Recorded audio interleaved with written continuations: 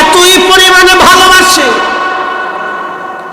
এত পরিমাণে ভালোবাসে আল্লাহ।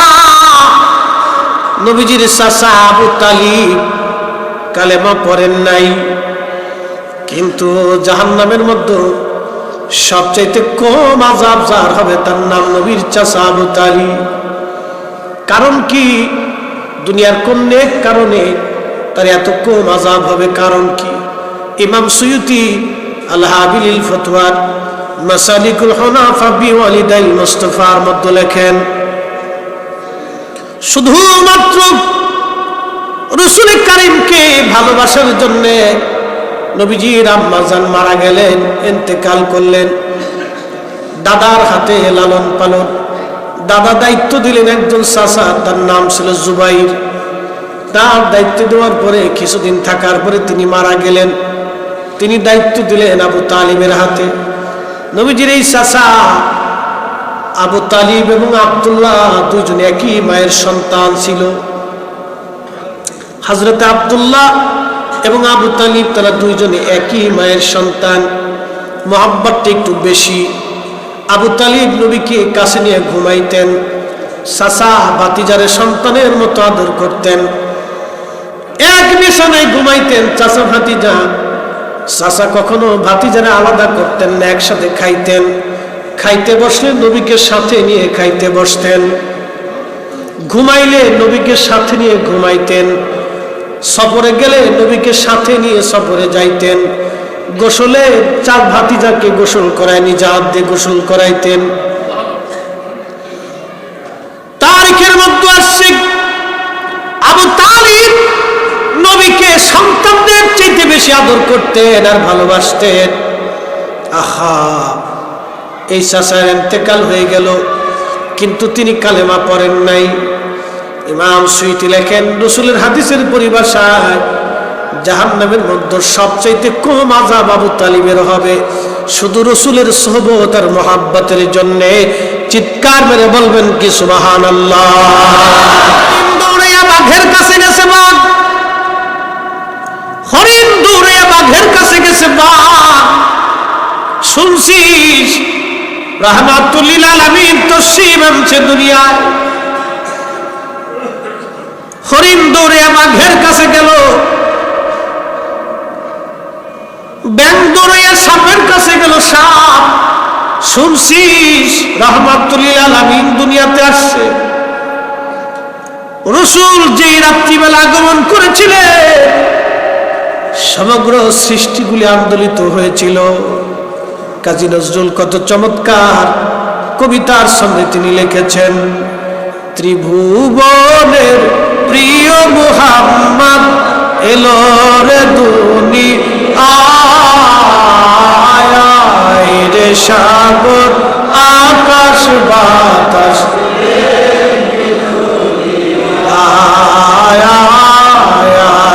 রে, সাগর আকাশ বাতাস।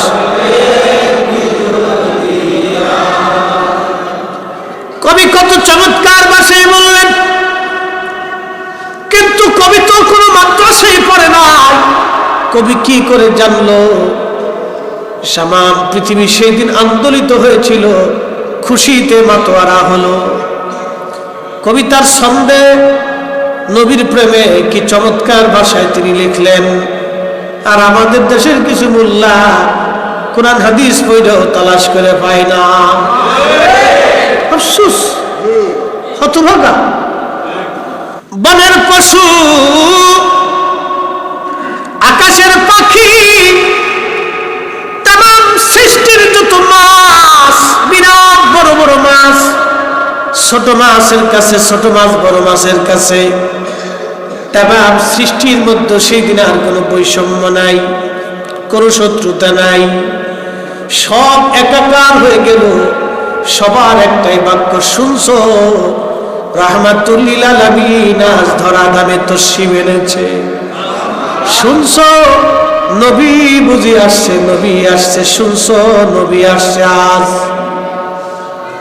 কারণ আল্লাহ কোরআনে বললেন, ওমা আরসালনাকা ইল্লা রাহমাতাল লিল আলামিন, রাহমাতুল লিল আলামিন, আপনি উম্মতের জাবিন, গুনাহগারের অতি আপনজন, আল্লাহর নবী, নূরের নবী ও আপনি আমার জীবনের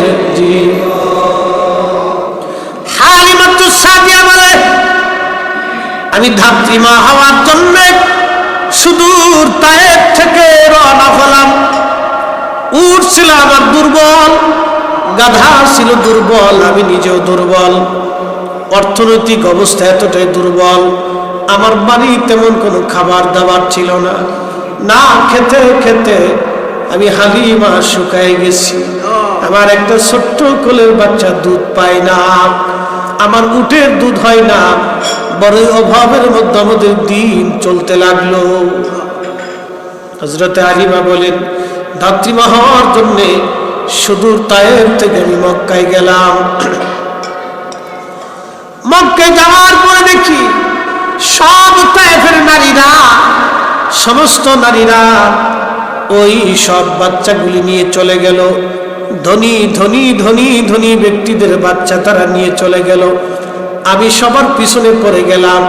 সবার পিছনে পড়ার পরে আমি যখন মক্কায় গেলাম, খোঁজ নিয়ে দেখি মক্কায় কারো বাড়ি কোনো সন্তান নাই, কিন্তু একটা সন্তান আব্দুল্লাহর ঘরে আছে, কিন্তু আব্দুল্লাহ বাচ্চা নাই, আব্দুল্লাহ মারা গেছে। এতিম বাচ্চা, কেউ এতিম বলে তারে নেই নাই। আল্লাহু আকবার। মাইয়ুতি রাসূল ফাকাদ আতা আল্লাহ।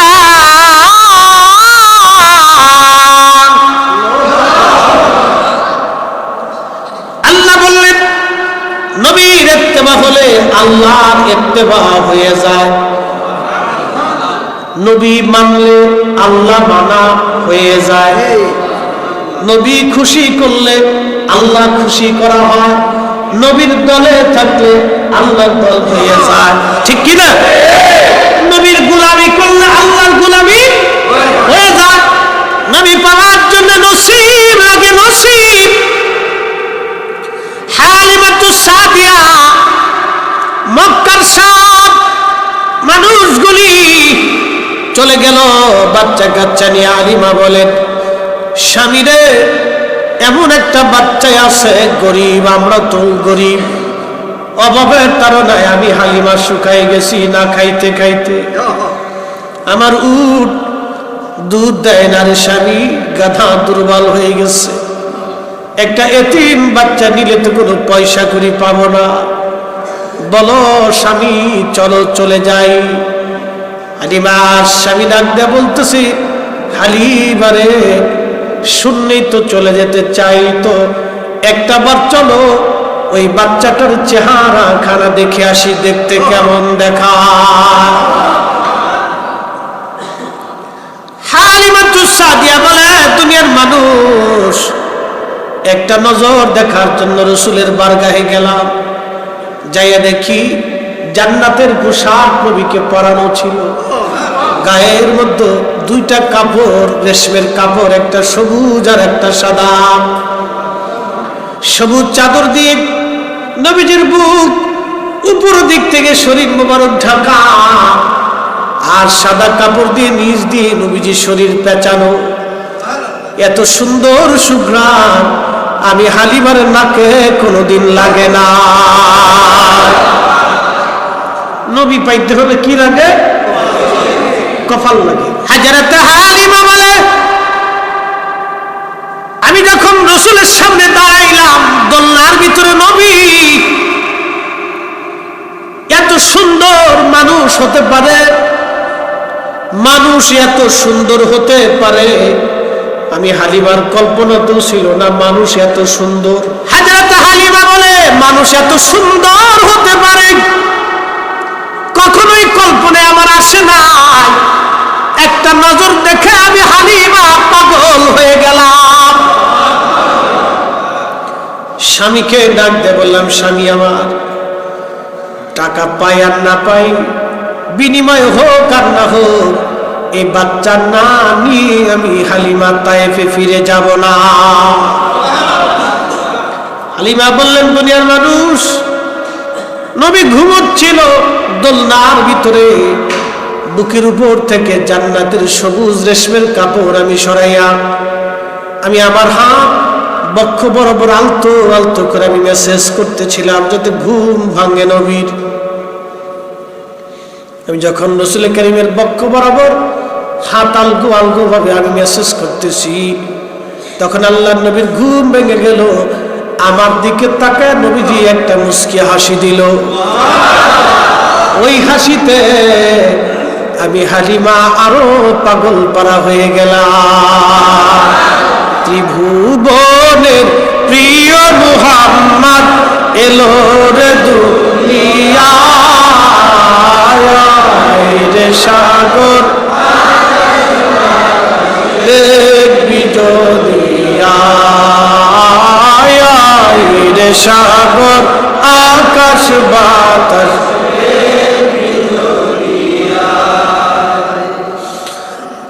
আমাদের থেকে মুসলমান শহরে তো দুনিয়ার কাজে অনেক বড় ব্যস্ত, জীবনের বহু সময় আর নসিব হতে নাও হতে পারে।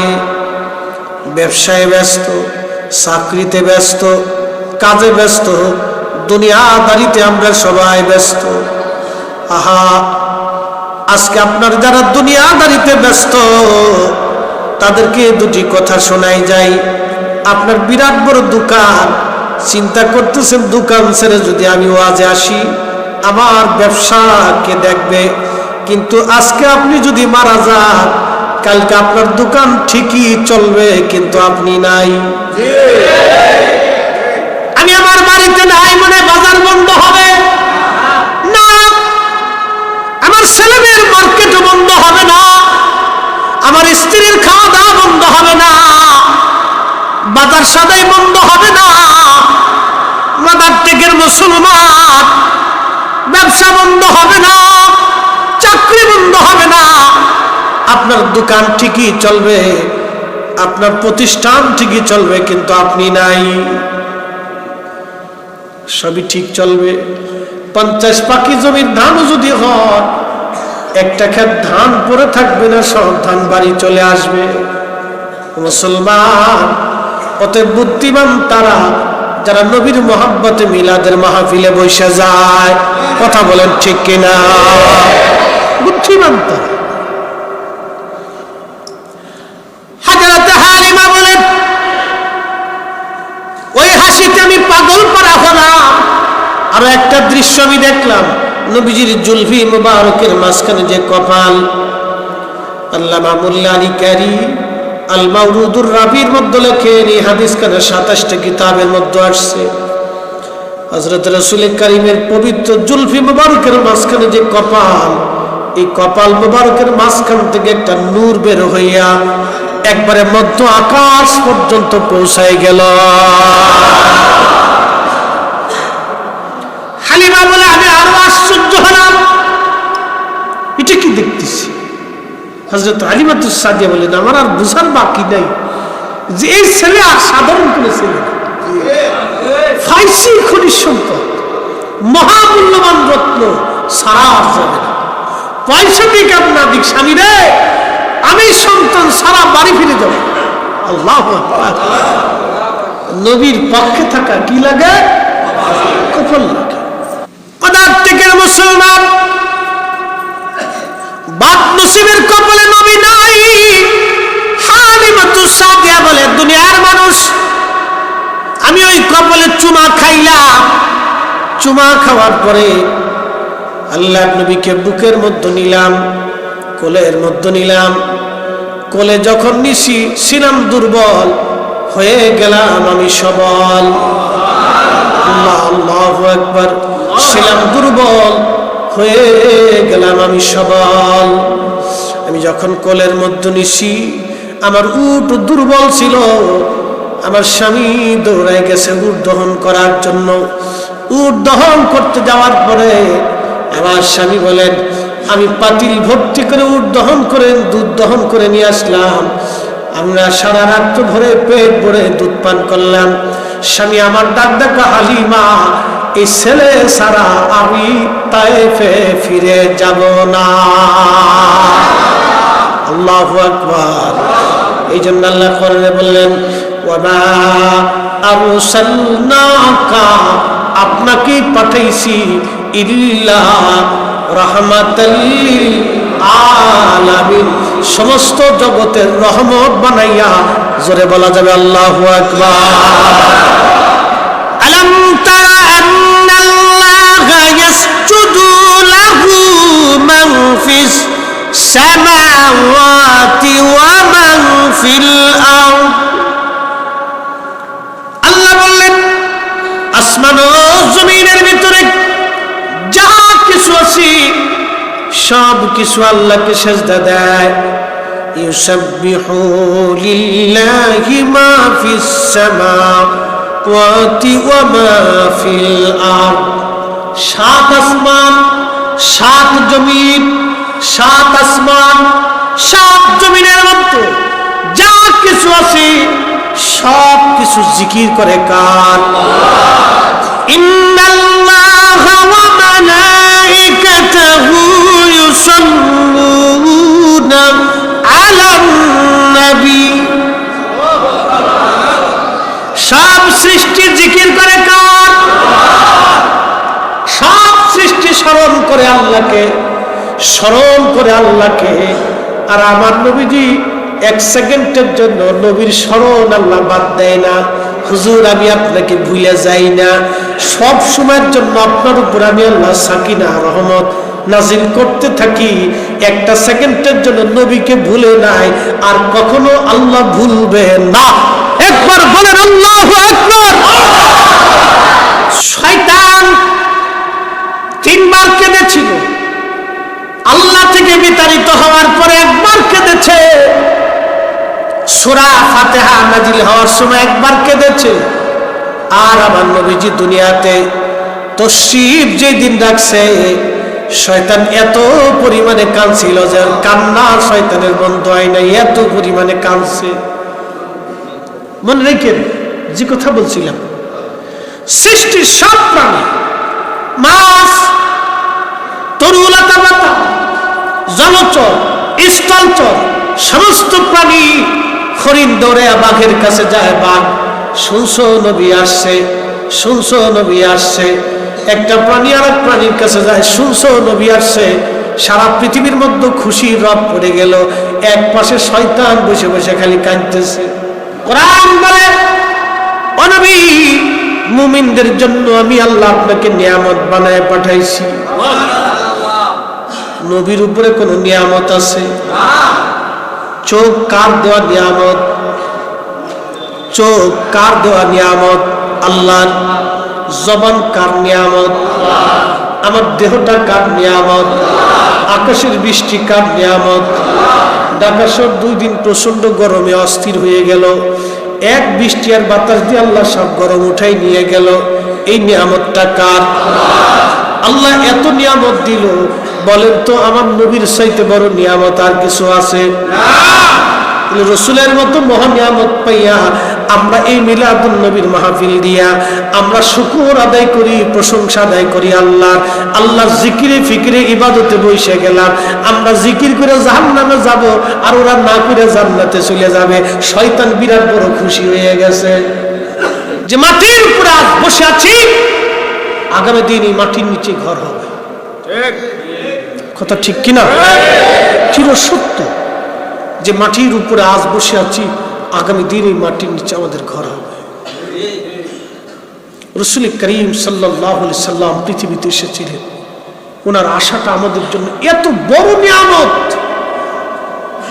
ওনার আশাটা, ওনাকে আল্লাহ পৃথিবীতে পাঠিয়েছেন এই মানব জাতির ভিতরে, আমাদের মাঝে, আমাদের ভিতরে মানুষীয় খুশুসিয়ত, মানবীয় সুরত দিয়ে নবীকে আল্লাহ পৃথিবীতে আমাদের মাঝে পাঠিয়েছেন। এটা আমাদের 7 জন্মের ভাগ্য। যদি আল্লাহ জিন জাতির মধ্যে পাঠাইতেন তো আমরা বদনসিব হয়ে যেত। কি কথা কন না কেন? যদি ফেরেশতা জাতির মধ্যে পাঠাইতেন আমাদের বদনসিব হয়ে যেত। এটা আমাদের 7 জন্মের ভাগ্য যে রাসূলুল্লাহ আল্লাহর হাবিব সাহেব জান্নাত সাহেব মেহসার মাকামে মাহমুদ আলা, তিনি সেই নবী সৃষ্টির প্রারম্ভ থেকে কিয়ামত পর্যন্ত যত মানুষ, যত জীব, যত ফেরেশতা, যত মাখলুক, যত জীব, যত সৃষ্টি সব আল্লাহর সামনে হাসরের ময়দানে মাথা নত করে দাঁড়িয়ে থাকবে। কোটি কোটি ফেরেশতা, কোটি কোটি জীব, কোটি কোটি মানব জাতি সেই দিন থরথর করে আল্লাহর সামনে মাথা নত করে সিজদায় করে কাঁপতে থাকবে। আল্লাহ নবীরা পর্যন্ত সেই দিন কপাল ভাঁজ পড়ে যাবে, হাঁটু গেড়ে বসে যাবে, চিন্তিত হয়ে যাবে। আল্লাহর কাহ্হারিয়ত দেখে সব সৃষ্টিগুলি সেই দিন অঝোর ধারায় পেরেশান হয়ে যাবে, ঘরমুক্ত হয়ে যাবে, চিন্তায় পেরেশানিতে কাঁচা চুলগুলি পেকে যাবে, যুবক বৃদ্ধ হয়ে যাবে। সেই দিন আমার নবী একমাত্র সেই রাসূল যাকে রওজা শরীফ থেকে 70,000 ফেরেশতার বেষ্টনী দিয়ে জান্নাতের পোশাক পরে গিয়া আল্লাহ তার আরশে মুআল্লার নিচে মাকামে মাহমুদে অবস্থান করে গিয়া নবী সিজদায় পড়ে শুধু একটা বাক্য বলবে, ইয়া রাব হাবলি উম্মতি, হে আল্লাহ আমার উম্মত গুনাহ করে ফেলছে। আল্লাহ বলবে, হাবিব বিরাট বড় মেহসর কায়েম করছি চোখের পানির জন্য না, কি চান আপনি বলেন, আমি ওয়াদা করছিলাম আপনি যা চাবেন আমি তাই দিব। হাবিব কি চান? রাসূলের একটাই বাক্য, ইয়া রাব হাবলি উম্মতি, আল্লাহ আমার উম্মত গুনাহ করে ফেলছে, আমার উম্মত গুনাহ করে ফেলছে। আল্লাহ বলবে, হাবিব যান, আপনার যাকে খুশি তাকে নিয়ে জান্নাতে চলে যান।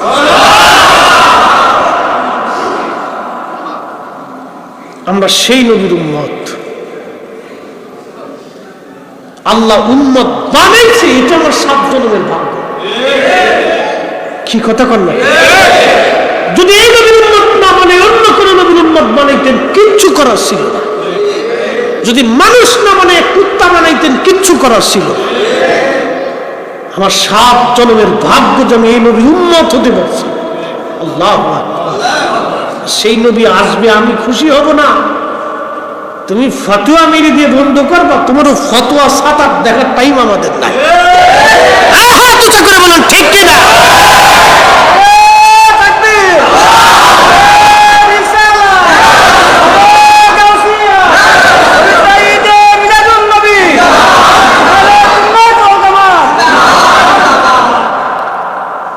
বিশ্ববিখ্যাত ইমাম রায়ের পক্ষে কিতাব লিখে গেছে। আল্লাহু আকবার। কি করে বুঝাইলে যে আপনারা বুঝবেন আমি জানি না। কল্পনা করতে পারবেন মহেশ্বরের বিচারের দিনের মালিককে? পারস্য সাম্রাজ্যের 3000 বছর পৃথিবী শাসন করছে। পারস্য সাম্রাজ্য 3000 বছরের একটা সাম্রাজ্য ছিল। 3170 বছর তারা পৃথিবীতে রাজত্ব করছে। পার্সিয়ান সাম্রাজ্য। রোমানরা 1000 বছর পৃথিবী শাসন করছে। উসমানীয়রা 600 বছর শাসন করছে। এরকম পৃথিবীতে বহু বড় বড় সাম্রাজ্য ছিল যারা শত শত হাজার বছর রাজত্ব করছে। বলেন কিয়ামতের মাঠে 1 ইঞ্চি 1 চুল পরিমাণ জায়গার রাজত্ব তাদের থাকবে না। ওই দিনের রাজত্ব যার, সে মালিকের নাম কি? আল্লাহ। ওই দিনের মালিক আল্লাহ, কিন্তু সভাপতি আমার নবী। মালিককে সভাপতি নবী, যা চাবে তাই আল্লাহ দিবে। কথা বল ঠিক কিনা? ওই দিন আমার রাসূলের ইচ্ছার উপরে থাকবে। মালিক আল্লাহ, সন্তুষ্টি নবীর উপর। আল্লাহু আকবার। কেমনে বুঝাইতে হবে আপনি জানি না। মালিক আল্লাহ কিন্তু সন্তুষ্টি আমার রাসূলের। ومن الليل فتهجد به نافلة لك عسى أن يبعثك ربك مقاما محمودا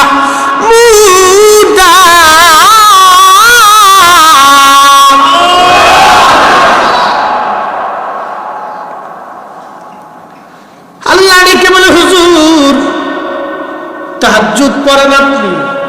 কি পড়েন?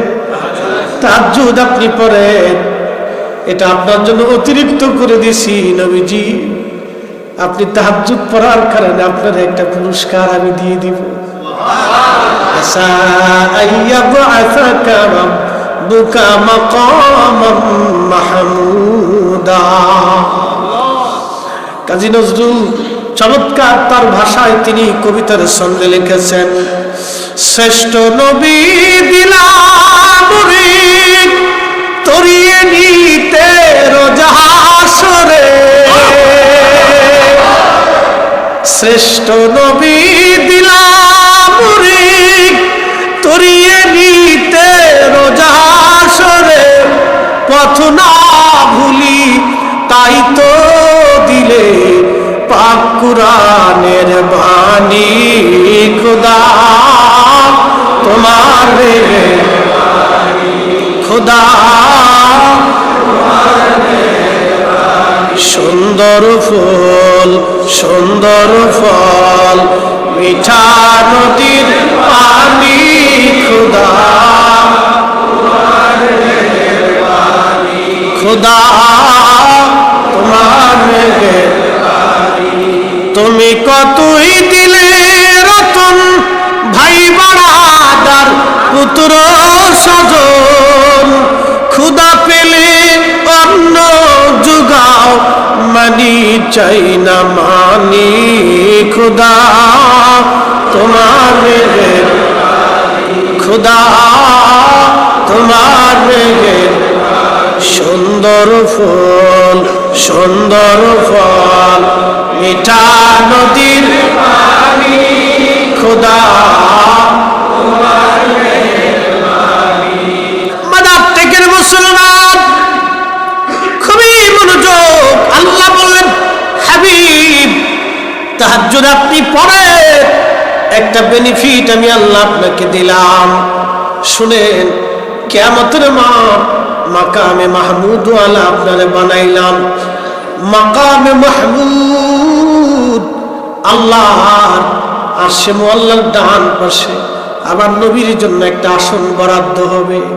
তামাম সৃষ্টি আল্লাহর সামনে মাথা নত করে থাকবে, আর আমার আল্লাহ তার নবীকে তার ডান পাশে উপবেশন করাইয়া মহা ইজ্জতওয়ালা বানাইয়া সম্মানিত বানাইয়া আমার আল্লাহ তার পাশে বসায় রাখবেন। চিৎকার মেরে বলা যাবে কি ইয়া রাসূলুল্লাহ?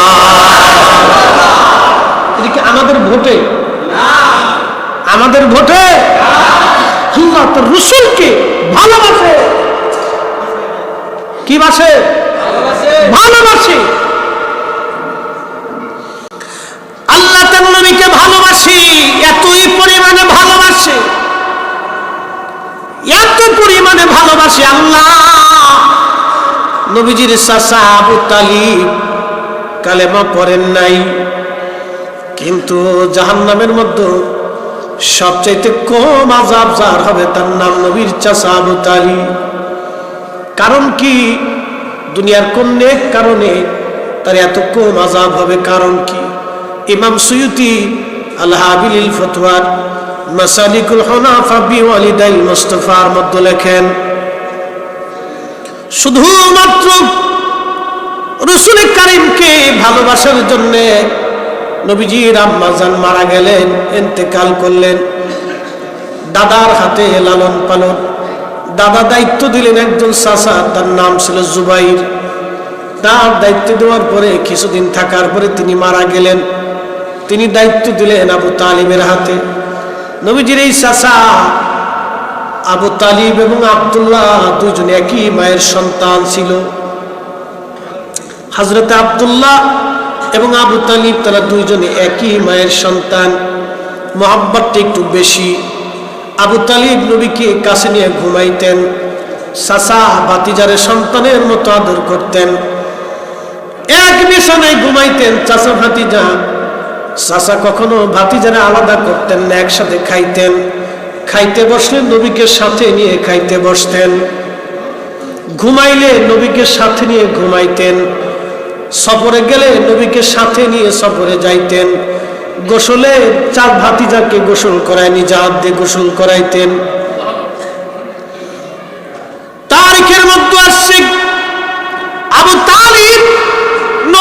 সন্তানদের চাইতে বেশি আদর করতেন আর ভালোবাসতেন। আহা, এই চাচার ইন্তেকাল হয়ে গেল, কিন্তু তিনি কালেমা পড়েন নাই। ইমাম সুয়ুতি লেখেন, রাসূলের হাদিসের পরিভাষায় জাহান্নামের মধ্যে সবচাইতে কম আযাব আবু তালিবের হবে, শুধু রাসূলের সোহবত আর মহাব্বতের জন্য। চিৎকার মেরে বলবেন কি সুবহানাল্লাহ। কল্পনা করতে পারবেন আল্লাহ কোরআনের ভাষায়, ইন্নাল্লাযীনা কাফারু মিন আহলিল কিতাবি ওয়াল মুশরিকিনা ফী নারি জাহান্নাম খালিদিন।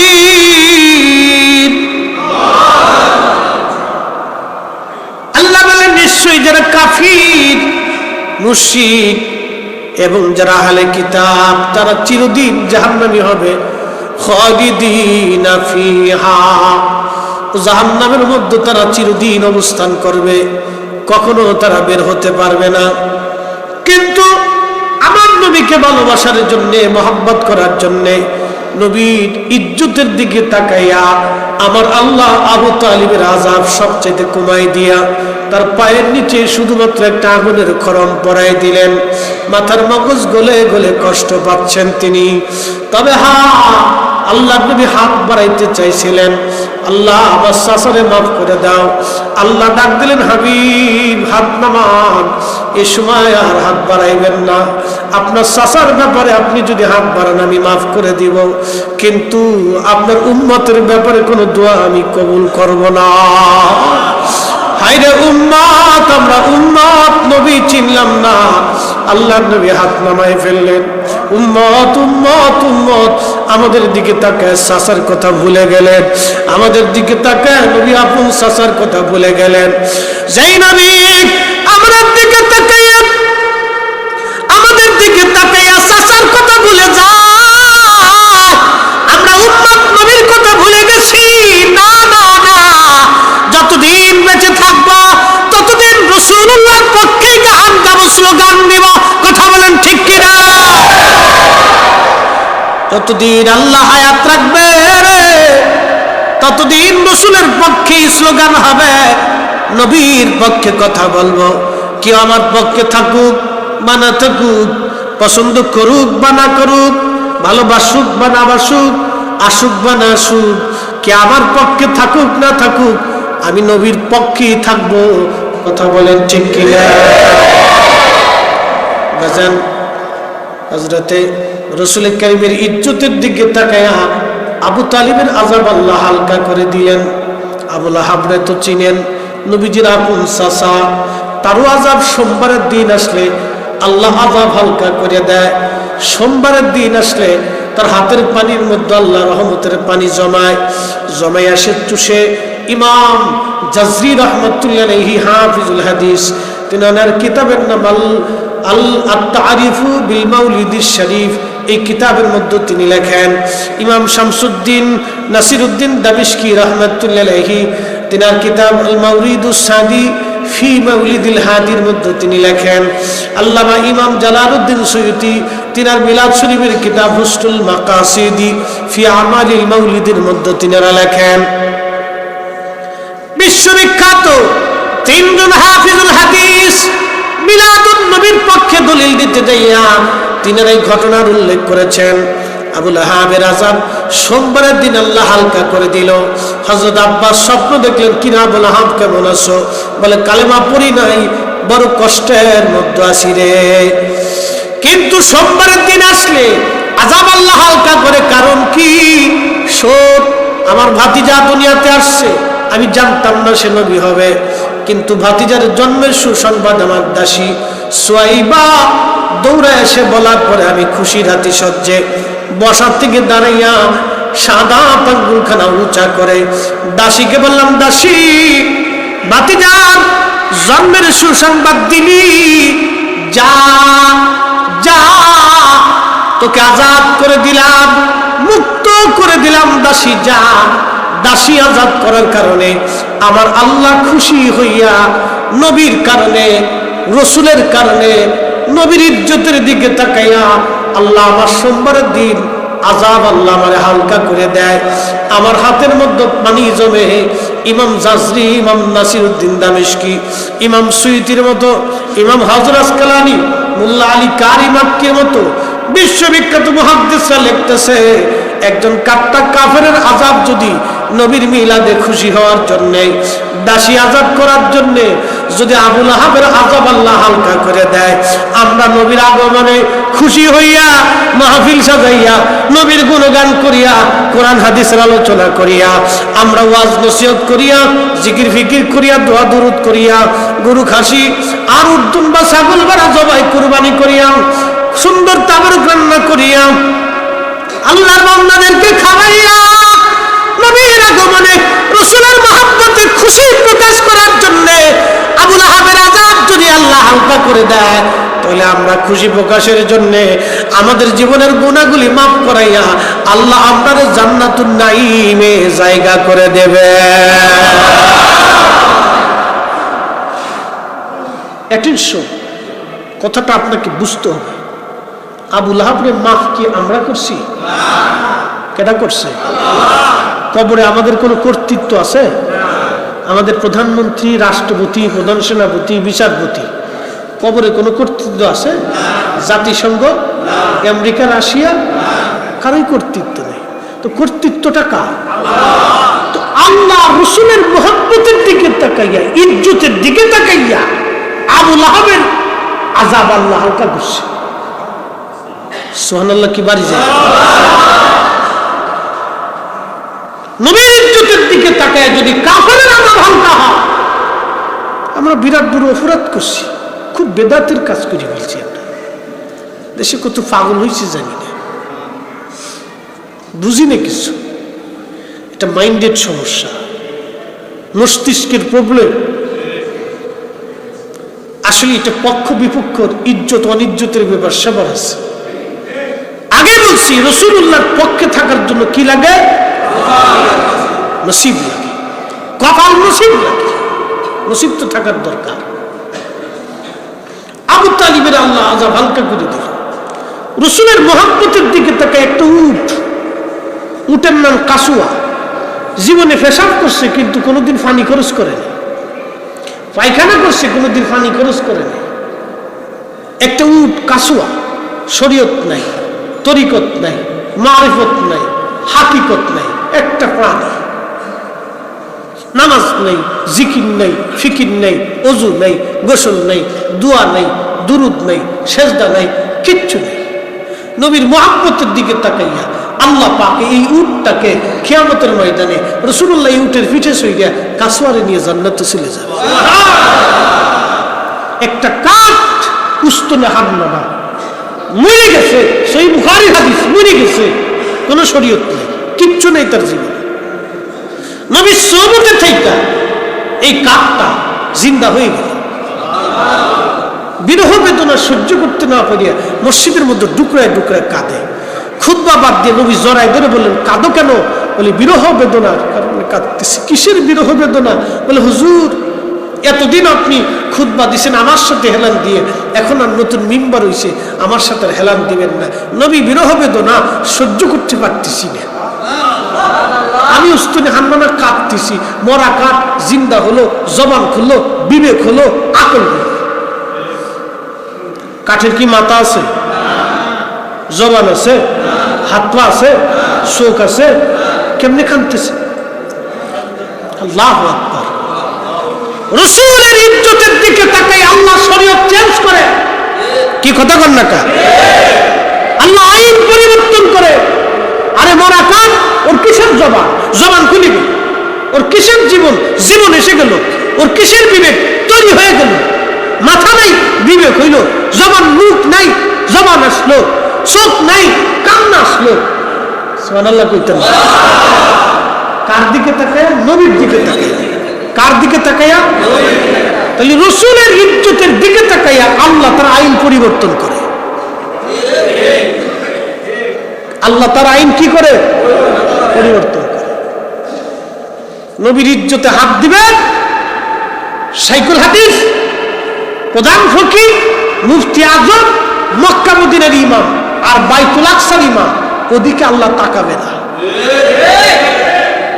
বাইতুল মুকাররমের ইমাম বাংলাদেশের সবচেয়ে বড় হুজুর, দলা হুজুর আর কালা হুজুর, মাইজি হুজুর আর সাইজি হুজুর, আমরা ফরিদপুরের ভাষায় বলতেছি, ও কোন হুজুরের দিকে কিন্তু আল্লাহ তাকাবেন না। বাদাম সালাম কিন্তু কায়দা মতো হবে না। রসুলের ইজ্জতের দিকে তাকে আল্লাহ যা খুশি তাই করতে পারে। এটা আল্লাহর ফয়সালা, আমাদের খাত নাই এখানে কোনো। অতএব রসুলের পক্ষে থাকা নসিব লাগে। যারা বলেন কি লাগে? কি লাগে? নসিব লাগে।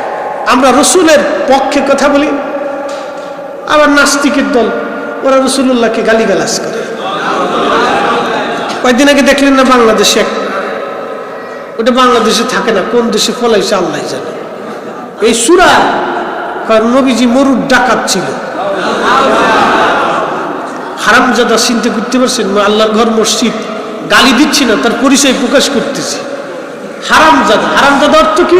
জন্মের কোনো ঠিক না, এটা আল্লাহর ঘর, আমি কোনো গালি দিচ্ছি না, মানে আল্লাহ, আমি তার গালি দিব না, তার পরিচয়টা প্রকাশ করতেছি যে সে এই পরিচয়। আরে নবী পৃথিবীতে না আসলে মরুভূমির ভিতরে ফুল যিনি ফুটাইলেন তিনি আমার নবী, ঠিক কিনা? পাথরের মানুষ যারা দিন দুপুরে মানুষ জবাই করত, উলঙ্গ নারী দিয়ে কাবা ঘর তওয়াফ করাইত। একজন সাহাবী বলতেছেন, আমি আমার 8টা কন্যা সন্তান জীবন্ত কবর দিচ্ছি। আপনি কল্পনা করতে পারবেন? একজন সাহাবী, তিনি রাসূলুল্লাহ দপ্তরে বসে বসে কাঁদতেছে আর বলতেছে, হুজুর দিন কবুলের আগে আমি আমার 8টা কন্যা সন্তানকে জীবন্ত কবর দিয়েছি। আল্লাহু আকবার! কত কঠিন হৃদয়ের মানুষ ছিল তারা। নিজের কলিজার টুকরা সন্তান, 8টা সন্তানকে কবরে জীবন্ত কবর দিয়েছি। আল্লাহ রাসূল কেঁদে ফেলে দিয়ে বললেন, তোমার কি কখনো মায়া লাগে নাই? বলে, হুজুর একটা সন্তানের বেলায় মায়া লাগছিল, একটা সন্তানের বেলা আমার খুব মায়া লাগছে। সে নিজেই কবর খুঁজতেছিল আর আমার মাটি ছিটে ছিটে আমার শরীরে লাগতেছিল, আর সেগুলি পরিষ্কার করে দিচ্ছিল। এই সন্তানটাকে কবর দেওয়ার সময় আমার খুব মায়া লাগছিল। বাকি সন্তান কবর দিছি, মায়া লাগে নাই। সেই মানুষগুলি রাসূলুল্লাহ দপ্তরে বৈশা পৃথিবীর শ্রেষ্ঠ মানুষ হয়ে গেছে। দিল মরা মানুষগুলি দিল জিন্দা হয়ে গেছে। পাথরের মতো শক্ত মানুষগুলি মোমের মতো দিলগুলি নরম হয়ে গেছে। যে নবীর সোহবতে বৈশা ওই রাসূলের ইজ্জতের চাদর ধরে ওই নবীর মহা সম্মানে যারা আঘাত করে, আমরা মনে করি ওদের জন্মে ভেজাল আছে। আল্লাহু আকবার! এই জন্য আল্লাহ কোরআনে বলেন, وَإِنَّكَ لَعَلَىٰ خُلُقٍ عَظِيمٍ। ও নবীজি, আপনি মহান চরিত্রের দাদা, আপনার মতো চরিত্রওয়ালা কখনো আর আসে নাই, কখনো আর হবে না। লাকাদ কানা লাকুম ফি রাসূলিল্লাহি উসওয়াতুন হাসানা। নবী গো, আপনার মহান চরিত্র যারা গ্রহণ করবে তাদের জন্যই উত্তম আদর্শ আপনার চরিত্রের মধ্যে নিহিত আছে। জোরে বলা যাবে কি সুবহানাল্লাহ? রাসূল করিমের সুন্নাহগুলি আমাদেরকে মানতে হবে। নবী কি মানতে হবে? সুন্নাত, আদর্শ, রীতিনীতি।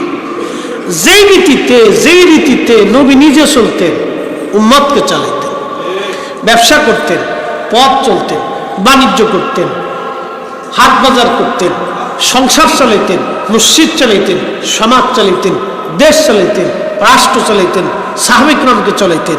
ওই নীতিতে, ওই রীতিতে, ওই পথে, ওই মতে আমি আপনি যদি চলতে পারি, নবী বলছেন, মান আহাব্বা সুন্নতি ফাকাদ আহাব্বানি। আমার সুন্নতকে যদি ভালোবাসো, আমাকেই ভালোবাসবে। ওমান আহাব্বানি কানা মাই ফিল জান্নাহ। আর আমার সাথে তোমাদের জান্নাত হয়ে যাবে। আল্লাহু আকবার, আল্লাহু আকবার। তাহলে আমাদের রীতিনীতি, সংসার, পথ চলা কার চরিত্র হবে? নবীর চরিত্রে। যদি বলেন কার চরিত্রে? নবীর চরিত্রে। যদি শিক্ষা দিয়ে রাসূলের দপ্তরের দাম হতো, তাহলে আবু জাহেলের দামটা বেশি থাকার কথা। বেলালের দাম হওয়ার কথা ছিল না, কিন্তু বেলালকে আল্লাহ ইজ্জতওয়ালা বানাই দিল, আবু জাহেলকে আল্লাহ ল্যাট্রিনের মেহমান বানাই দিচ্ছে। কথা ঠিক কিনা?